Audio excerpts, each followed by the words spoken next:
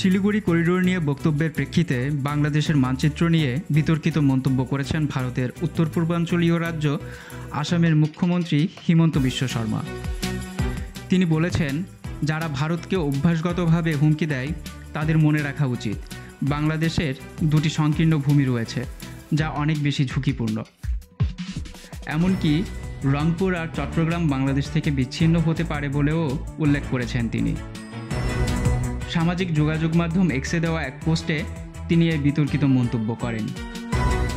সোমবার এক প্রতিবেদনে এ তথ্য জানিয়েছে ভারতীয় সংবাদ মাধ্যম এনডিটিভি। দুটা চিকেন নেক আছে, আমাৰ ভাৰতৰ এটা চিকেন নেক আছে আৰু বাংলাদেশৰ দুটা চিকেন নেক আছে। গতিকে আমাৰ এটা চিকেন নেকক বাংলাদেশে হামলা দিলে আমিতো দুটা চিকেন নেকক হামলা দিম।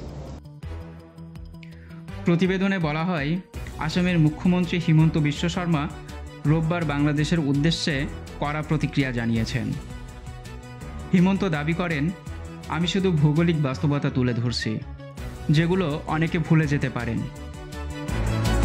ভারতের শিলিগুড়ি করিডোরকে যেমন ঝুঁকিপূর্ণ বলা হয়, ঠিক তেমনি প্রতিবেশী দেশের ভেতরেও রয়েছে এমন সংকীর্ণ করিডোর, যা সহজেই বিচ্ছিন্ন হয়ে পড়তে পারে।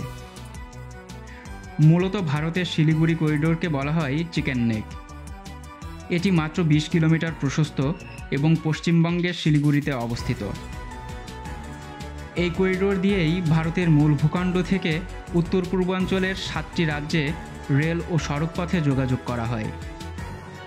করিডোরের উত্তরে নেপাল ও ভুটান আর দক্ষিণে বাংলাদেশ। মুহাইমিনুল ইসলাম, ফিনান্সিয়াল পোস্ট।